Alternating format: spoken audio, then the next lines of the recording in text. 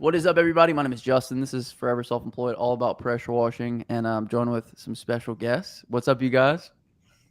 What's up? What's up? We're here to talk about What? some drama. We're going to be breaking down basically an equipment builder who stole over $1 million from his employees. We're going to be breaking down the real story about what happened and giving you guys the inside scoop on that. Before we get into that, though, we do want to let you guys know about WashCon. It is coming up. We're doing WashCon round 2. Cody, you want to tell them a little bit about it? Yeah, whatever, like 150 something days away. So it'll be this fall, WashCon. Yeah, 157 days at the shop again. We had a great time the last time, just a few weeks ago, a month and a half ago. So a lot of training, hands-on training, technical stuff, chemical stuff, and then a lot of marketing training as well. Justin crushed it last time. The guys were blown away by the social media guru up there, and then Mike covers a lot of stuff that I love, systems. Actually, what we're going to talk about in this video is a lot of systems issues in this guy's business. So I know Mike's passionate about business systems. I am as well. Aaron talks a lot, teaches you about GMB, SEO, website stuff. So it's a lot to take in. We've had a lot of good positive feedback from WashCon. It is the industry standard for training event. That's what it is. It's not, hey, come and look and touch and feel, and hopefully you'll buy a piece of equipment. It's not what it is. We don't care about equipment. We're going to make an announcement at the end of this video to kind of prove that. So we want you guys to get value when you come and hang out with us, and make sure you leave overwhelmed and ready to conquer in your business. Absolutely. And if you guys want to check out, we actually have the virtual event available for purchase right now. I know a lot of people couldn't make it because of, where they live or whatever the case may be. So if you want to check out the virtual event, it is now available on here, as well as a couple other things. We recently added our wash rescue package, where we'll actually come to you and talk to you about your business, and we'll dig into your business, and we'll help you out. The core 4 will literally come to you. We also got the VIP roundtable, and we're doing 2 days of VIP roundtable this time. It's going to be Friday and Saturday. So if you want to sit down with us, we'll dig into your business. You can ask us all the questions that you want, and we'll really get into the details on how you can turn things around. So if you want to check all that out, check out the first link in the comment section description for WashCon, as well as the Inner Circle. But let's go ahead and jump right into this one. So there was an equipment builder. Cody is the biggest equipment builder in the whole planet, and this guy stole $1 million from his customers. So Cody, I'm gonna let you tell the story, and then we'll kind of take turns from there. Yeah. So I really debated on if I even wanted to do a video, because I don't want to get involved in any drama. I got too much to do to be in all that. But I've kind of been forced to do something to at least make a statement here. So we'll start off by saying allegedly a whole lot, because there's going to be some court proceedings and there's going to be some legal actions. And, this business wasn't LLC. And so we're not trying to make any definitive statements here for obvious legal reasons. So here's basically what happened was allegedly. Okay. So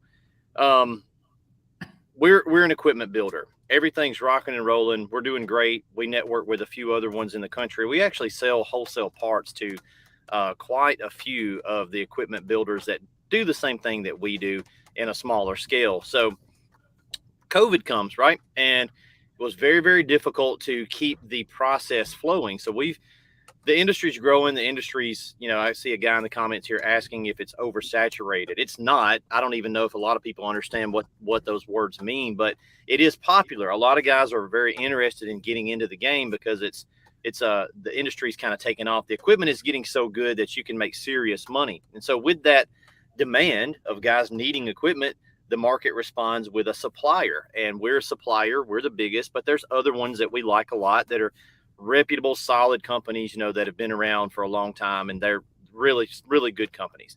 So this particular guy that we're talking about here, he was a guy out there doing his thing, and we've known him. I've known him a while, and we used to recommend him out if someone called and said, hey, I want this, and this. We don't do anything custom really, because we're more of a volume. We're trying to get it out the door. And what we found is a lot of guys are brand new.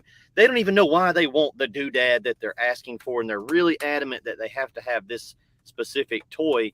And we can't do that. I know we can't do that and fulfill the time schedules that we're promising. So we would just say, hey, sorry, we'd love your business, but you're not the customer for us. And we would recommend them over to other people. Well, we stopped recommending this company out about probably 18 months ago, simply because we noticed that the time frames of him getting equipment out the door was getting really long. And there's some legitimacy there, with COVID, with the supply chain stuff going back 2 years ago. It was a problem. There were no engines. Aaron, has been down to the shop back when we used to do serious starter events before WashCon, and he can tell you, like, it was a struggle. I was pulling my hair out to make sure that we were flowing. I mean, we're buying stuff from all over the place. Anywhere we could find it, we would buy it. I would lose money to make sure I kept the queue flowing. Um, Shit, I remember when you like drove to Texas or somewhere crazy to get tanks because your normal supplier wasn't there, and you guys hopped in, and then they weren't even right, if I recall, right? yeah, and I've drove to Nashville before. Me and Aaron first kind of met each other. We'd only seen each other a couple times, and I drove up. You remember that, AP? I came up there and I had to get hose reels from a place up there in Nashville. I was like, "Hey, I'm headed to you, right by your house." So we went out and ate dinner, but that was years ago. So we will do what? Here's what we do at this company: we'll move heaven and earth to make sure we meet a deadline or an expectation that we've given a guy, and we build 375 to 400 rigs a year. Just this year, we just finished Q1 a couple days ago. We've built 87 systems this year. All of those are way ahead of schedule. So I'm real big on under promising and over delivering. That's how I do it. That's how I do it on a house wash. Hey, that ain't gonna clean. None of that's gonna look right. And then, we're gonna clean it. So I under promise the world, and then we over deliver. Now, we've had guys we've had to push back a little bit. A few weeks, we looked at our records, and we're about 90% on time. If we quote a guy a rough time frame, within, we'll say, hey, you're going to get a rig, and it's going to be 8 to 10 weeks. That's what we used to say last year before we had, worked the queue down. This year it's like nothing. But last year we'd say, 8 to 12 weeks or something. We'd give ourselves a range. Most of the time we were coming in there at about week 8, 9, 10, somewhere right in the middle of what we told him. 10% of them would go over the original estimate. And we tell them this on the front, it may go over, but it's not likely. And we're only talking about adding, 2-3 weeks. And we would get guys that were like losing their mind. I'm like, bro, it's a couple of weeks on a custom built piece of equipment. It's not custom as far as, but it's, it's a thing, and you're going over 2-3 weeks. So calm the frick down. It would really annoy me, because I knew that these other companies out there were, bro, some of these people are waiting on equipment a year, and I would have guys get squirrely with me over 2 weeks, 3 weeks. Like, we had our trailer yard caught on fire one time, and it was delayed getting us trailers for about a month. So of course that does add some time, but like a couple weeks, a month, even a month is not that big of a deal. And it was very rare for us to even do that. So you got to think about the volume that we do versus every once in a while missing a deadline by a small amount. It's nothing out of the way. But what we noticed is this other guy in question here, it was just that became the norm, where he was telling them this, and this was happening. Now, there's a lot of reasons why behind why that could be, So originally, I think COVID had a lot to do with it, supply chain stuff. But I think that became a scapegoat and an excuse and other things, and things just kept piling up and piling up. So what happened is, last week, or I guess the week before, all this stuff kind of came to a head, and he's got a ton of people in his production list that are not getting equipment at all. These are people that have paid for equipment, and they're not going to get it. And they're realizing that now. So if you go and search, you'll find a bunch of videos about that. And now we're also seeing a lot of guys come out of the woodwork that, in the last year and a half, they did get their equipment. It was mega delayed. They finally got it, and it was missing, a bunch of stuff. And they were promised that it would get shipped to them at some point. So it's really unfortunate. And like I said, I don't want to get into it. I know the people involved in some of this stuff.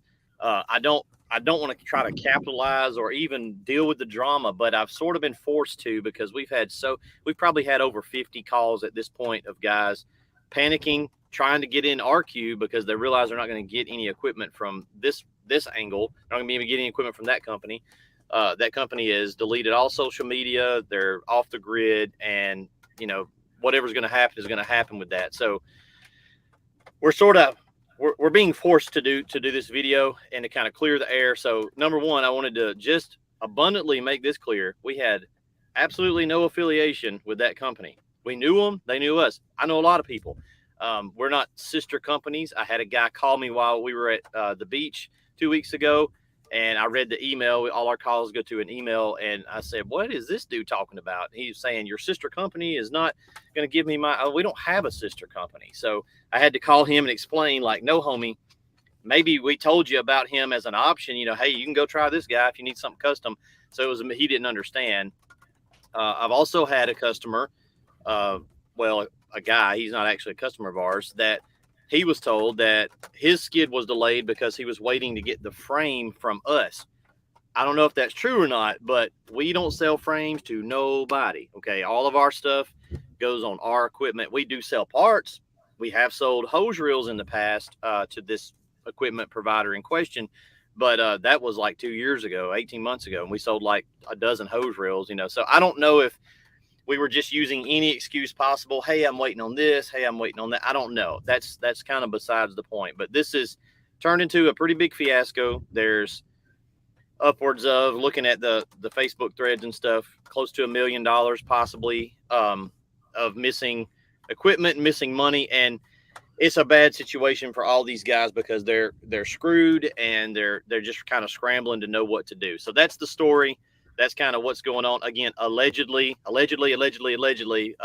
don't want to say anything for surezies because this is all speculative, but it's pretty solid evidence.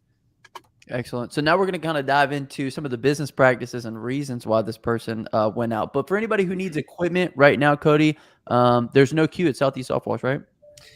Yeah, man. So we make a lot of equipment, and what I realized when COVID happened is I had like 100. We'd run about 80 to 90. Justin, you've been to the shop, and you'd see we'd have 85, 90, 100 people that have paid us, and we got to build their equipment. Now I got the big pile of money in the bank, and I've got parts flowing. Everything's flowing, but with the COVID supply chain stuff, I said, "Holy crap, dude!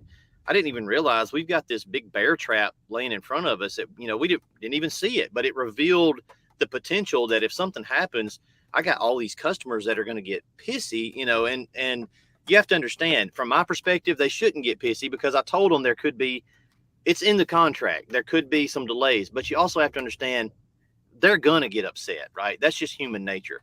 So as a business owner, what can I do to stop, if I can head that off at the pass? And so last year, Aaron can kind of chime in. We upped our prices, which cut off some sales by default, right? That's what you do.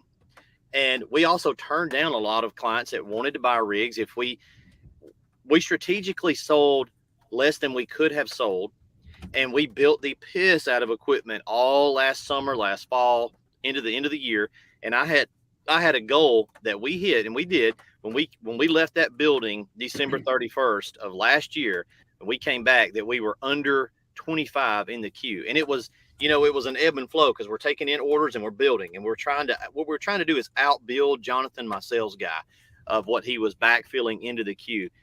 So you have to make sales to keep, everything coming in, but we strategically flip the script so that we no longer basically have a queue. It's 25. And I think there's 22 in there right now, but I've capped it as the CEO of the company. I've capped my sales team at 25. And we've also got 2 franchise companies, one in Canada, one in the States. So sometimes they'll drop in there and buy 6 at a time. So all total, we can only have 25 systems in our queue, which is basically 3 weeks worth of work for us. What that does is it means that we have ultra short lead times. It also means that we're sometimes, not like March, but a good portion of the year, we're able to have on-hand systems now, which is a big deal, especially in the fall, right? You get towards July, guys are wanting to get into the business. They just stumbled into pressure washing, and if they call and you tell them you're 12 weeks out, they just say, well, crap, I'll wait till next year. If I tell them I got one sitting on the floor right now. So that was a strategic move for us. It was a strategic move for the customer to get that wait time down.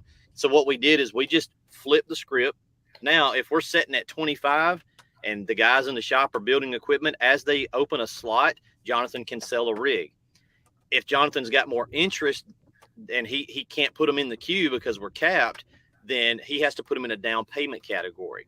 So we've got an entire section in our software for down payment. So they'll give us $500. I think it's $500 or $1,000. so they're serious, right? We know they're not playing games. We put them in the down payment category. Whenever we build a rig, Jonathan will call that guy back maybe a week, maybe 2 weeks, and say, hey, we've opened up some slots with production.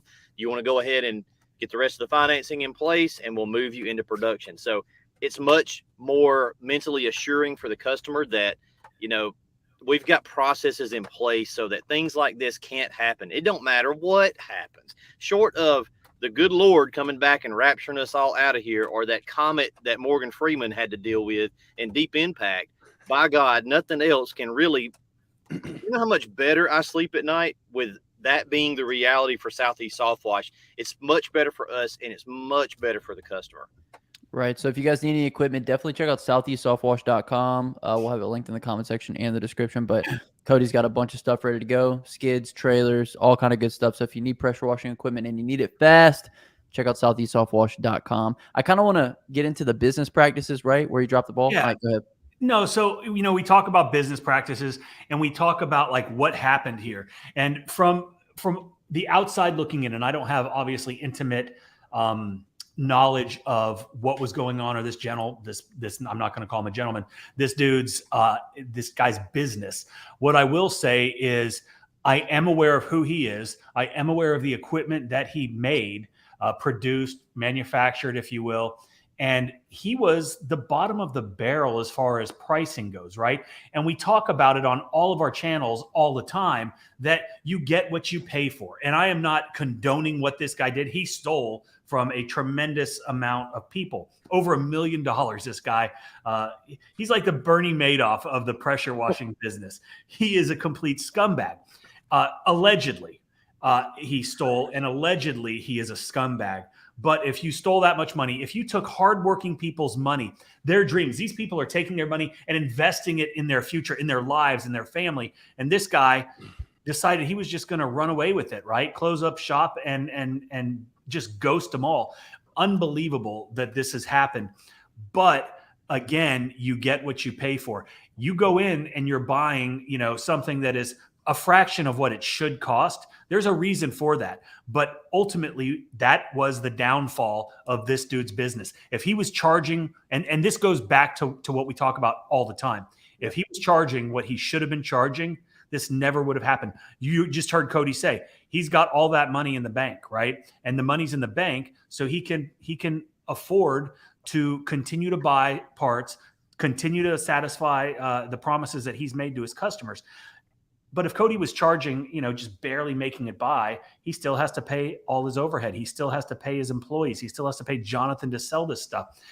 And if you're not making enough money to cover all that stuff, guess what happens? Somebody's going to get screwed. And unfortunately, this guy had no morals, no values, and he screwed everybody that entrusted him with their money and ultimately their business. So it all goes back to charging accordingly, right? And you guys should understand this in your own business. You're not going to be around, just like this guy was not around any longer, if you don't charge what you need to be charging. And all of you guys, Mike, Justin, Aaron, have been to the shop. Aaron's been to the shop a million times. What people don't see is like, yeah, we're a couple $3,000-$4,000 more than some other company. But what does that mean? It means there's a Richard with tech support handling that. So you're not just, good luck. We have systems in place. I got a dude. There's a mezzanine full of pressure washers so that we don't run out, and we can service them and build them ourselves and get the price down and control that supply chain of that critical part, right? There's air conditioning in the shop so that the guys can build about 5 or 6 more units a month because they're not dying it's a million degrees in there. All these little things, right? I just hired a guy last week to be able to do order filling so that Ty can get up there and start answering the phone more. The answering service alone is going to cost us about $100,000 a year because we're the newest client this answering service has, and we're the biggest client already. And so it's costing us about $10,000 a month to answer the phone. So when we get people that are like, I can't get through to you. Well, I'm putting things in place so that we can answer the volume of calls, but that costs money. And so, yes, the rig may cost a little bit more, but what are you getting? You're getting peace of mind. You're getting the fact that and I'm not saying just us, there's other companies that do this the right way. They charge accordingly. Okay. So it's not just about the rig. Okay. The rig is what you see. The backside of the systems that make it possible to flow that amount of product is where the profit margin comes in. And so when we're telling you guys always to charge high ticket, it's the same thing. When you guys are, put it in your shoes, right? You got some Karen calling you wanting to get their house washed, and you give them the number and it's $750. Well, what? The last guy charged me $299, and you're like, well, why aren't you calling him? Well, he's out of business. Well, that's what you get. That is, regardless of the other things, that is definitely a factor, is not having. Now, you could be charging correctly and then spending it all on whatever. So there is that factor of whatever you could be doing that's, you're just blowing the money, but you at least have to charge accordingly to have the money to make the decision to do right with the money. So that's number one. Perfect. And to kind of put into context, Cody, like how underpriced he was, I think somebody reached out to you and said that they had bought a trailer for like $16,000 or something like that. Yeah, that was a message we got last week, and I read that and I was like, 16,000. Like, bro, our trailer, I could build it for that and we'd make like nothing. We'd be like, what? So it's just frustrating to me. It's like, shouldn't be charging that low of an amount. That barely covers cost of goods. I get it. You're wanting to make the sale, but what you're going to get is nothing in the back. It doesn't matter how cheap it is if it's not existent. Absolutely. Aaron, you want to weigh in a little bit, man? What do you want me to weigh in on? I would like for you to weigh in, because you've seen this firsthand on the script flip we did, and what it took to do that, and why we did that was we did that partially, at least for this exact scenario. Yeah, I mean, I think a lot of that obviously because of some of the cost of goods stuff and the ability to source. Since COVID had hit, that was a big, everyone kind of noticed that. You noticed that. And another thing was to be more available to your customers, right? To be able to get them equipment, not only on time, but you're running in a place right now, Cody, that you're probably one of the fastest in the industry, and you're the biggest in the world. So, our saying is biggest in the world, no lead time. And that in itself is a huge power play, frankly, for the industry, because not only are they getting equipment with tech support that's quality built, that everyone knows is easy to maintain. I mean, all of those catchphrases that all of your customers talk about, now they're able to get that exact rig. That absolutely. Todd is a buyer. He said his rig was built for redundancy. That's a Cody rig. They're getting all of that quality stuff, but unlike Ferrari or Lamborghini, where you're going to wait 2 years, 3 years, some guys are waiting 5 years for some McLaren Senna to be shipped to them. Now they can get it in sometimes 2 weeks, and sometimes you even have stuff on hand on the showroom floor. So it was a big flip. It was really just to give the customer more value. How do you structure that and re-engineer the systems to give them that, right? Was the big challenge that we undertook late 2022. But that was the big move. And, frankly, I mean, to give the customers, but you guys know, we love kind of creating problems for other equipment builders in that regard, because now they can't even compete. So I'm the guy who can say that. Absolutely. So as far as some of the other things within a business, right? So he underpriced out of the gate, which ultimately, cost him. What other processes did he not have in place that, you would probably recommend, Cody, that some of these other guys can take away from this as a learning experience? Well, my goal is to flow that queue, no matter how small it is, because I've got guys. One of the things I look at is I've got guys in there building equipment, and by God, they better be building something. There's a crew. If it's just you, then you're not writing a payroll check and expecting a return out of that payroll check. So if we're ever short a part, we're gonna call wherever and buy that part. And I don't care if I have to lose money a little bit, because the overall goal is to flow the queue and get this equipment out the door. And along with that, like we said earlier, there's enough profit margin baked into the process for me to be able to lose a little bit. If I have to say BE's out of hot waters, I need a hot water, I'll call another guy and say, hey, you got any hot waters? Yeah, it's $2,000 more than we're a BE dealer, right? Well, I could say, well, I only buy from BE. I'm a dealer. Well, yeah, I am. But if it means getting this guy's rig out to him, then I'm going to buy whatever I've got to buy to get it out the door. So that's number one, is keeping your goal in mind. What's your overall goal, right? What's your overall goal? Is it to make every single possible dollar on every single possible job, or is it to flow the job side?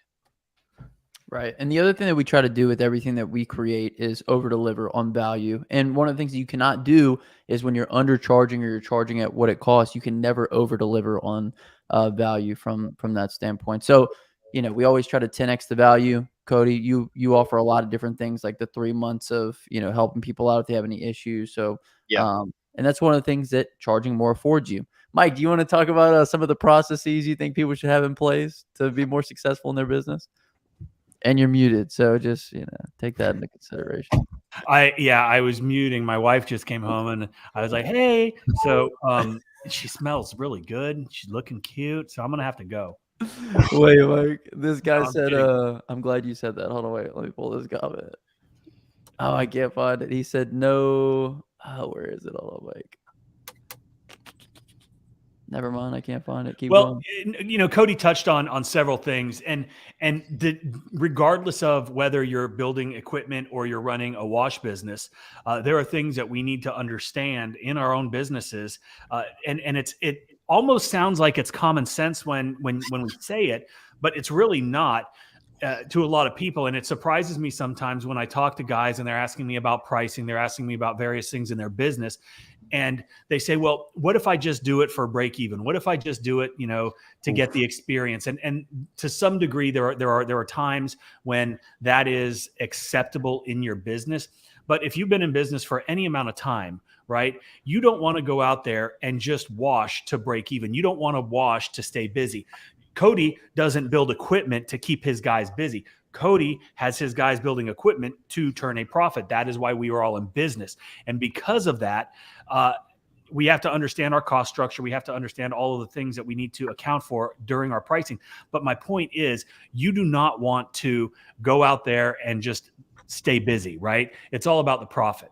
And if you're not all about the profit, then your business will fail. You are going to let your customers down. They are going to be the ones that call somebody else because you're not answering your phone because you're no longer in business. You can spend your time doing things a lot more important for your business rather than going out and not making money, right? I'd rather not have somebody out washing and paying them to break even. I'd rather have them out handing out flyers or knocking on doors or talking to potential customers. And that goes for anybody that's watching as well. Like, we definitely want to utilize our time to the best of our ability every single day. And I think that's kind of what Cody was saying when he was talking about, basically you gotta charge what you charge in order to stay in existence. And this dude is no longer in existence, and he took a lot of people's money with him. Cody, And I'll be talk a little honest. bit about that. Sorry, Justin. Talk a little bit about like how we've noticed, everybody like wants it free unless they're the one doing the service. And this is something that we talk about it a lot. We've had to like weed it out of our bodies. Like I've watched you visibly turn down deals. Like they'll be like, "Hey, yeah, we'll give you a deal." I think you had like a container or something you were getting delivered to the shop, big 40-foot container or something. The lady was like, "I think we have a deal running." You're like, "I don't want that deal. No, I don't give me no deal." Because let's go into that. That's like, because I think that is kind of one of the main issues here is like guys purchasing from the $99 guy, but then kind of expecting a high dollar piece of equipment. You know what I mean? Because I even remember when I had gotten a small box from this gentleman, this guy, he gave me a box one time with a 12-volt pump, and I looked at the boxes online, and they were like $1,000. I was like, he's not making any money. Like there's no money. There may be like $100 or $200 somewhere, and that's not enough profit to account for the assembly and all of the stuff that you're having to buy to assemble this thing. And so you really have to look at your own mindset for, purchasing cheap. Why are you wanting to save a few bucks on, look, piece something together if you're in a tough spot, right? Like, I'd rather you do that. I'd rather you go to the pawn shop, like one of these guys said, or whatever, go behind the shop and find a tank, do something until, Chris, right? He pieced it all together from pawn shops, right? Like, at least he understands the expectation is the pawn shop, right? He understands that the tank is dry rotted, the hoses are too, right? Like, but when you start coming off of, $15,000 for a trailer, and it looks good. All right. Oh, yeah, it looks good. But like, you think that $15,000 is a lot of money for a trailer. There's no margin in that. Todd Ketchow, if he's still in the chat, his left out today. I met him in the road, the hot shot driver. There's Todd right there. His trailer was about $55,000. And that virus is in most of us. 99% of the guys in the industry, that I call it a virus. It's in us from Jump Street. So we always want a deal, but we never want to give a deal, right? So here's what I've done. I don't want a deal, and I'm not giving you a deal. I don't want a deal, and you're not going to get a deal. Either I'm just going to completely 180 what's inside me genetically, because if you don't charge accordingly, what that means is you can't work on your business because you're stuck working in your business. The point of this is that I've grown, and it's what you should do in every business. You should grow so that you can take those hats off and hand them to other people.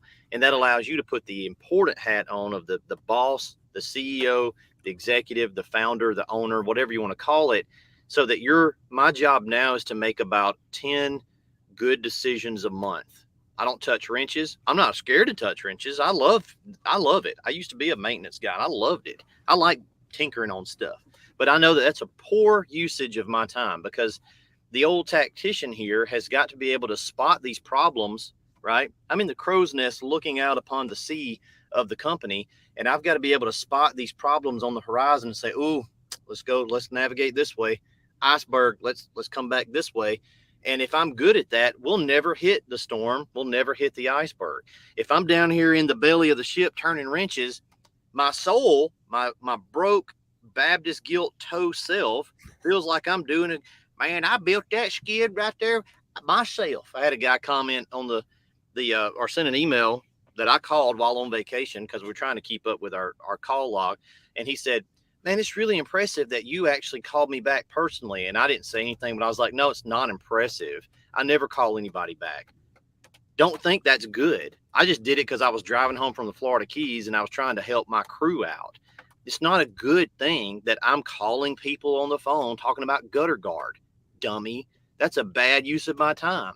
And if I did that all the time, guess what would happen? The company would fail, because I wouldn't be seeing the iceberg. I'd be talking to some dummy about gutter guard when they could have read all that stuff on the website.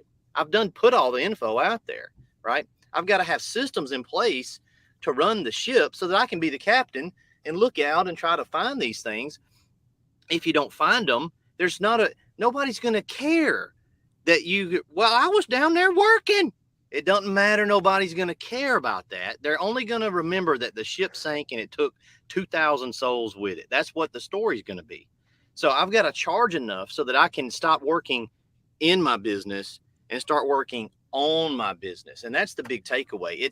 It's in all of us to do that, because we want to, if I build it myself, I don't have any staff, I don't have any overhead, then I can sell it cheaper and I'm still making money, and I undercut those guys and I win. No, you don't. You're just dying a slower death. That's all you're doing. I'm going to charge where it should be. Okay. There's companies that make more expensive stuff than us. We're not saying to just throw money away for the sake of throwing money away. That's not what we're saying. We're saying charge accordingly. And you got me and Mike hate the how much should I charge question, because that means you don't know your business. You don't know your ship. You don't know your boat. Charge accordingly. You got to know your boat. You got to know your waters. You got to know what that number is so that you can be in business, right? I can't exist if I don't make a profit, which is always funny to me when people talk crap about, I buy a fancy car every once. I had a Lotus. I traded it in on a $200,000 Land Rover Defender. I should do that. As long as I'm piloting this ship correctly and it's a $10 million a year company, I should have a nice sports car. So I should have a toy.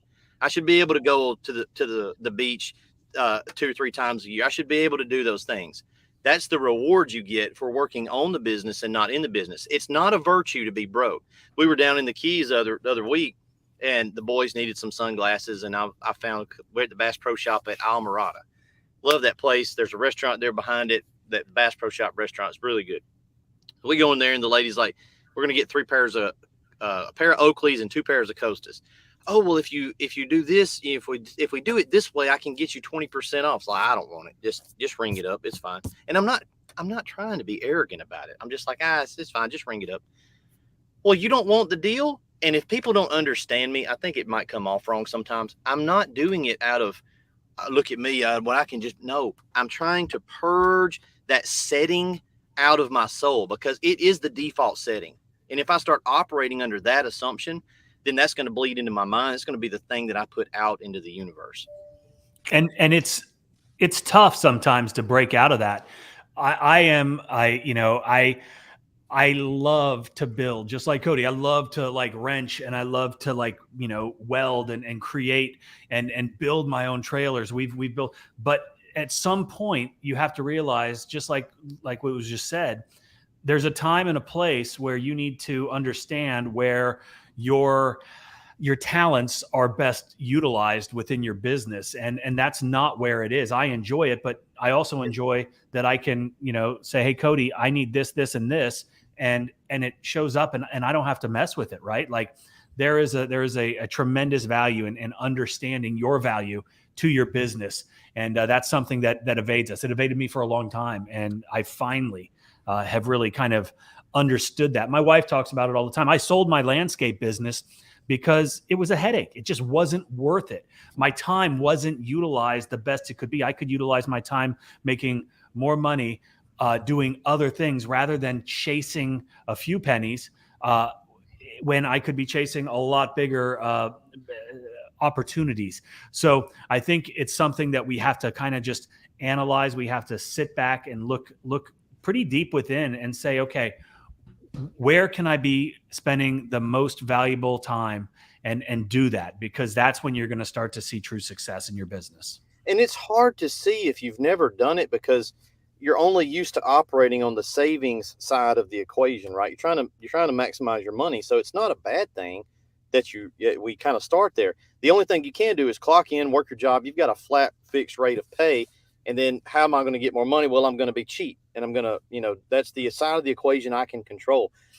But we're talking to business owners. So we're assuming that all you guys are in business or trying to get in business. We're just trying to let you know, like, dude, once that clicked in my mind that my time and my brain cells were 10x valuable on this side of the equation, then it's not like, like Mike said, I enjoy doing that stuff because it's basic dude stuff skills that I want to make sure I have basically for the apocalypse. But it's not a good use of my time because a good example is QuoteIQ.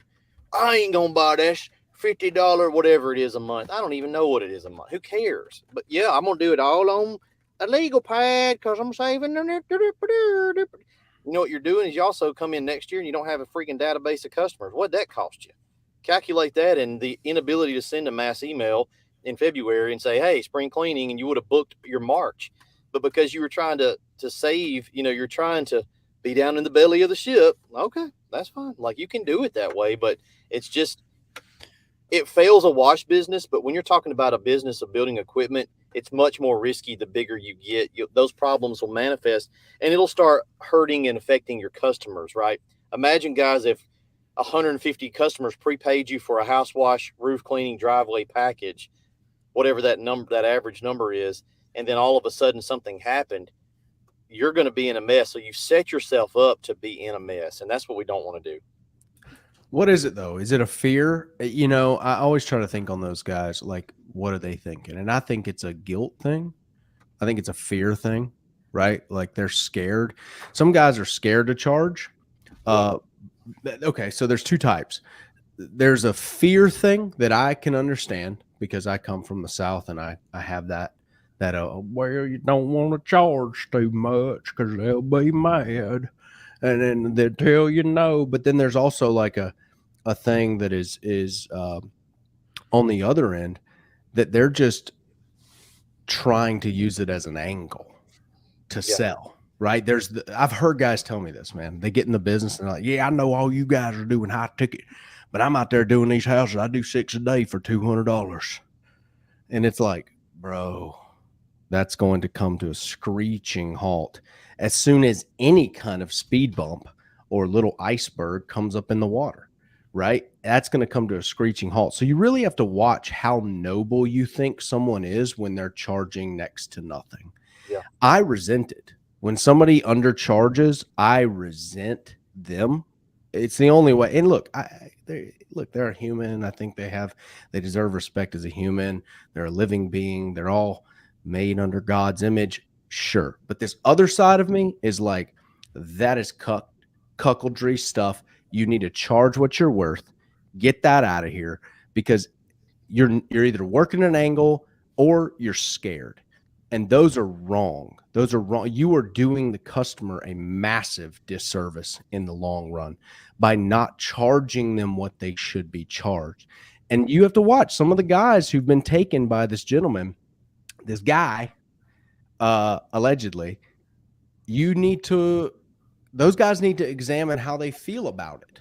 Okay. How they felt about that moment of doing the deal. What did they feel? Now, some of them may have felt, well, this is all I can afford. And that's fair. I understand that. But for retrospect and maybe looking into the future as well, you need to say, did you think it was noble that he charged you $16,000 for a trailer? Did you think, man, this guy's doing the industry a service? He ain't gouging nobody. I appreciate that. Yeah, well, now you appreciate it to negative $16,000 that disappeared. So you need to use this situation as not just a learning example to like somehow weed out the people who are shysters. No. You need to look inside of yourself and see how you felt doing that deal. And if you felt okay not paying full price at the counter of success, did that ever ring a bell that it was massively cheaper?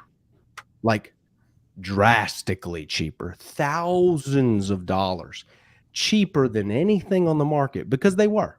Like, let's be real. I looked at the prices. I've looked at them for a long time. I asked Cody years ago. I was like, how is this guy charging these prices? And Cody, we're like, that's impossible.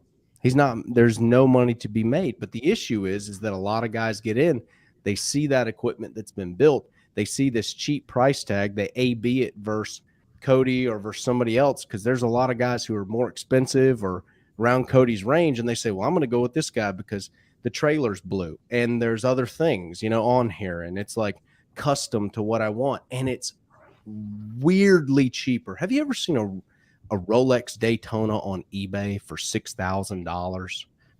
Like, have you ever seen a nice watch on there that's supposed to be like a $30,000 watch, and you saw it for $6,000? That's called fake. That's what that is. That's a fake watch. And guys are, hey, that's a deal, right? No, it is not. You really have to examine how you feel about those deals. And you have to do your due diligence on yourself first. This is what I try to teach on my channel, because like Cody says, I think it is a virus. It's like that zombie virus. It was kind of in everyone until you die, and then it reveals itself, right? It's in you. So you have to like develop this almost resentment for things that are not paying full price at the counter of success. I'm not saying pay an exorbitant amount, but I'm not saying pay just a stupid amount. But there's a lot of guys out there who will do that just to combat that, just to eradicate that piece that is natural within us all, that says, oh, I need to look for a deal here.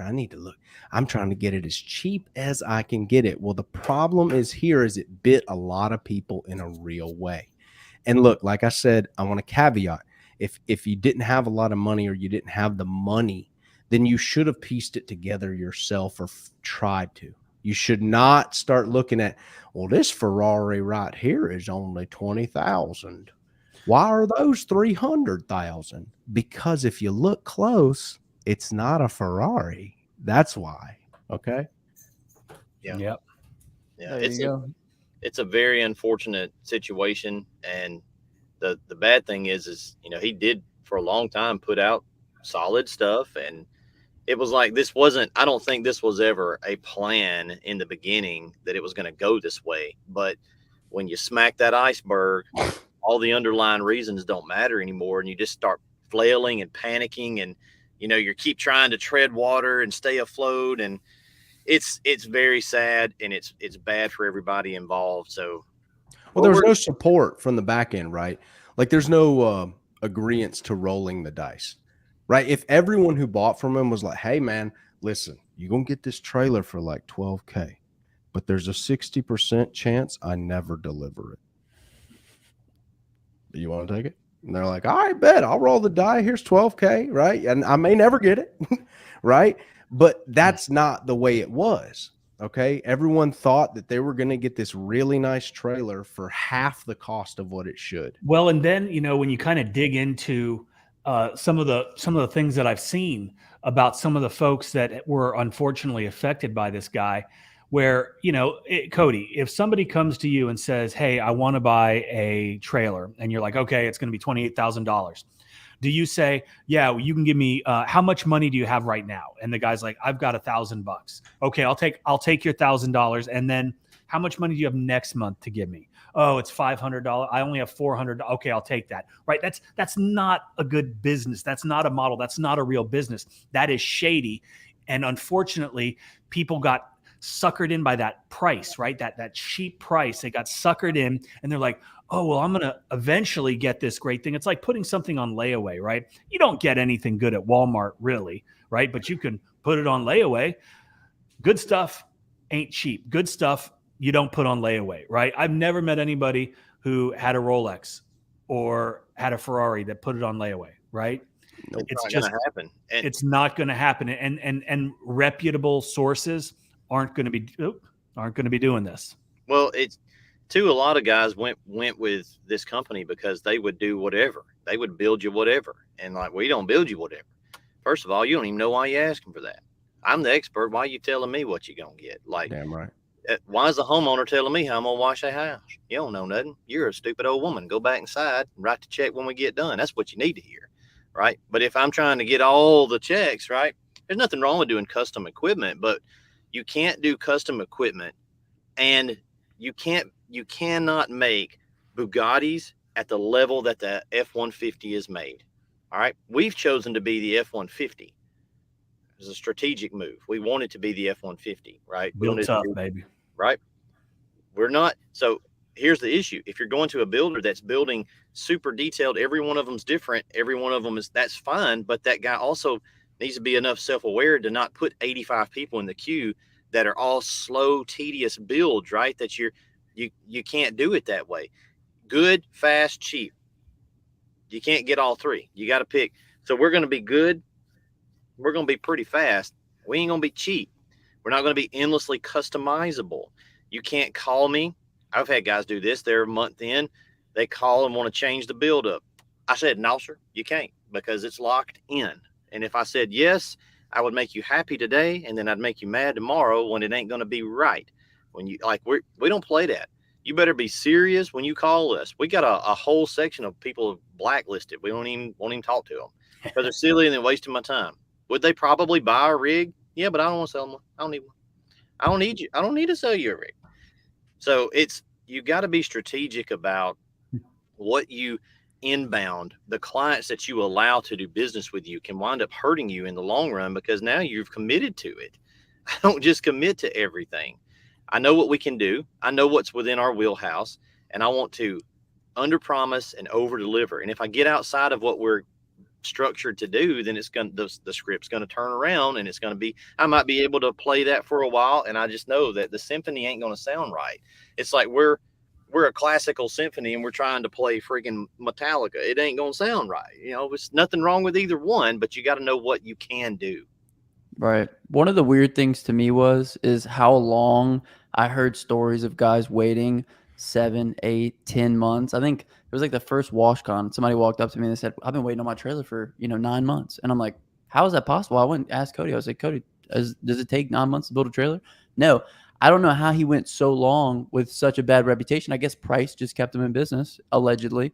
But basically, you really need to look at who you're doing business with and who do those people do business with. You know, when you do business with Justin, I do business with Mike, I do business with Cody, I do business with Aaron, and we all do business together. We all promote one another because we all have the same mission. We all are 10xing the value that we're delivering. We all do the best that we can, and we have processes in place in order to make things as seamless as possible. So look at the people who you're doing business with. If you're doing business with a guy who's getting most of his business just posting on Facebook randomly, like that's probably not a legitimate business. I'm glad Aaron brought up the point of, you know, when you see a car, people on Facebook all the time, they'll post like a brand new truck and it'll be listed at $5,000. It's like that truck is easily $15,000, $20,000. You know, it's not 5,000.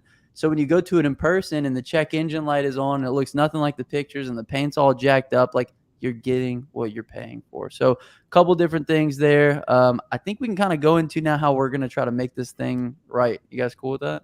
I think so. Okay, Cody, I'm going to let you take this one. Yeah. So we, you know, like I said, we were made aware of the situation, and I hate it for everybody involved. I hate it for, number one, I hate it for the guys that are out the money and they're out the equipment. Obviously, they're the victims here, and those guys are, you know, they're up the creek. I hate it for the company because I'm pretty sure he didn't plan on this happening. It just, I don't know in the later days if, you know, but initially I know good and well the boy didn't start his business with the intentions of doing this at some point. So I hate it for everybody. But we did see some other vendors that were kind of saying, hey, everybody that was affected, we're going to offer 10% off and you can come get a rig from us. And I told Jonathan, I said, that just, I get what they're doing. They're trying to help. They don't have to do anything, but that's a good, you know, but I'm the guy that wants to do what nobody else will do. So I contacted one of the guys that I saw a video on. He's in the chat here. Hoff Power Concrete, Simplified. There he is right there. I called him. I called Mike, Justin, Aaron. We talked about what we're going to do as the core four, but Southeast Soft Wash, we're going to do something pretty crazy. Talked to the dude, I guess it was Wednesday, big old beard, ex-Marine. He's a veteran. So he got me right there. My brother's a Marine and in the Army as well. We're, you know, I'm a cop on the side. We're pretty pro-military, and dude has a good story. You know, he's a working guy.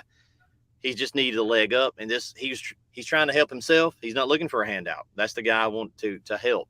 So what we're going to do is we're going to hook this dude up with a Gen 2 Lumimax Pro, fully decked out. We're going to max it out, and he's going to get every bell and whistle. He's going to get an 8-gallon a minute upgrade on there. He's going to get it's pretty much the skid of all skids as far as what we build, and we're going to build it probably the end of this week. So I think he's coming on. He texted me a minute ago on the 17th.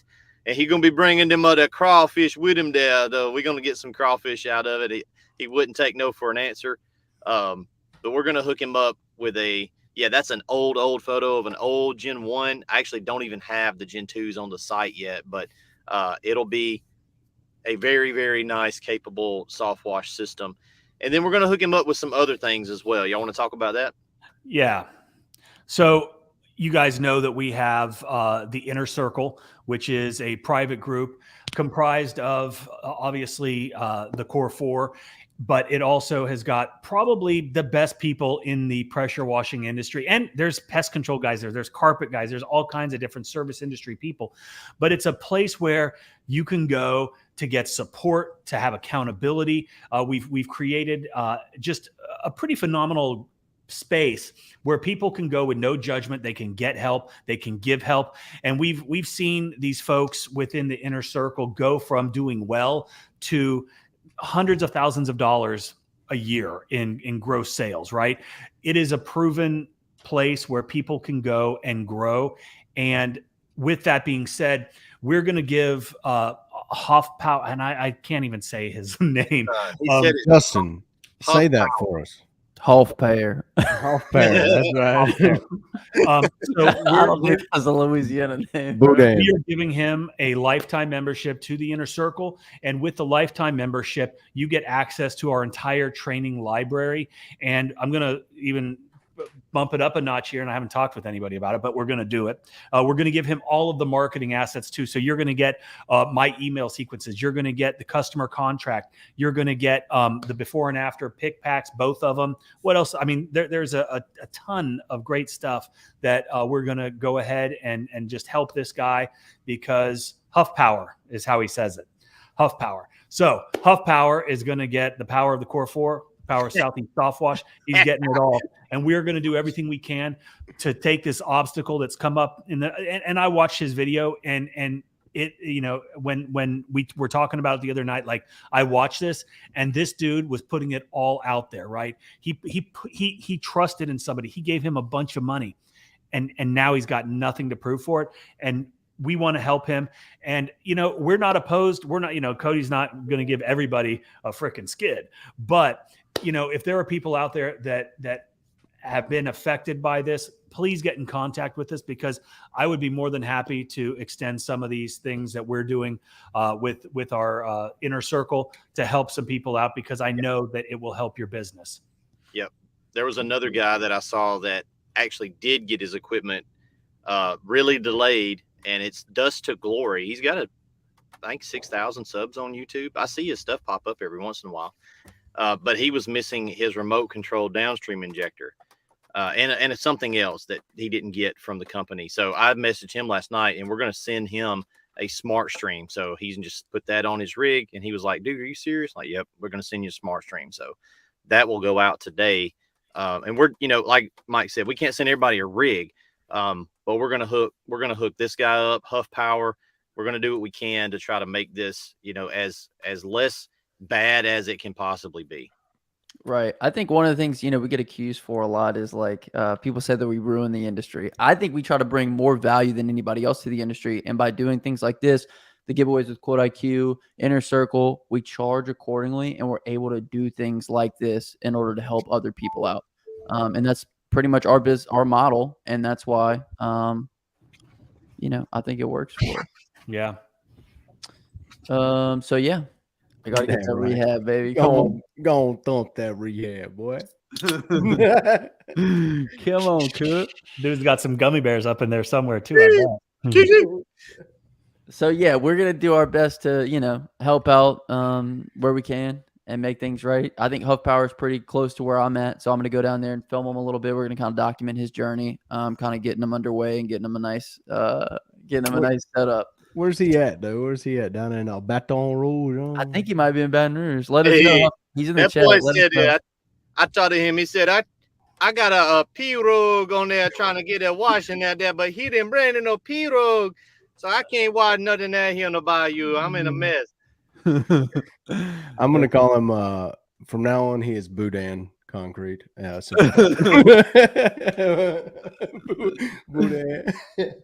Dude, one thing I want to say, one other thing about people that run their business this way, and because I have my uncle, he had a handyman business, right? And he came up to me the other day. He's like, man, you should have seen how big my handyman business was back in the day. Like 5 years ago, he had employees, he had a bunch of customers, he was doing his thing, but he never kept track of the business. He never documented anything. He never documented how much money he made. Like everything was kind of off the books. And so whenever everything dissolved with this company, that was just it. Everything just dissolved. Instead, what he could have done is he could have taken his books, he could have taken his recurring customers, his equipment, his employees, and he could have sold the business and probably made like $1 million, $2 million.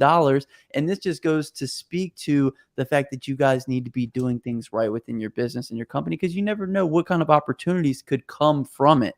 We talk about side hustling all the time. You'll never side hustle your way to a fortune, and you're never going to side hustle your way to a legitimate business as well. So you got to keep detailed records, man. And I know from personal experience, my first time trying to use a CRM, right? Like guys getting into QuoteIQ and stuff like that, it can be daunting. I remember, you know, I've used them for years at this point because I've had a business for a while. But when I first kind of embarked, dude, you're like, what is this program? Like, why is it going back to that other screen? And it's trying to help you. You know what I mean? Like, you're just not used. You're just illiterate. You know, you're like Ricky Bobby over here with you don't know what to do with your hands. and so it all is a learning curve, but you will reward yourself 100 times over by keeping detailed records. Because if you can look back on a customer last year And you're like, they called you again, right? And you need to go up on price. You know, you're able to measure profitability. I know QuoteIQ has this ability to see all of those numbers, and you can see the difference in what April's going to look like from what March looked like, right? And what adjustments did you make? Well, how many jobs did you close? You can see that. How many leads did you import? You could see that. Your closing ratio is right in front of you. Man, you can adjust your sales pitch just with that metric on the fly. And that data is invaluable, because now you stop thinking in terms of months or quarters or years, and you start being able to think day to day, little adjustments that need to be made. And that, my friend, even beyond selling it, right? Because a lot of our businesses, you know, if you got a handyman business, there are some, Justin, some handyman businesses out there that are, you know, kind of franchise. And I got a couple big ones in Nashville that would probably buy those books. But it's like a lot of times all of this stuff is going to be for you. So if you want to sell the business, great. You have all of those numbers. What's all this? What is that? That's the Monday.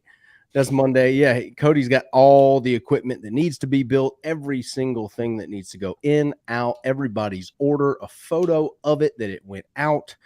All of that is in that program right there, and it is accessible on the fly. Inventory needed, inventory ordered, inventory received, vendor targets, office order filling, pressure washer production with every VIN number, serial number of a pressure washer engine pump combo we've ever built, contacts for wash truck, supplier contacts, sales dashboard. We've got employee paid time off. It's got a section in here for that, right? So data drives decisions.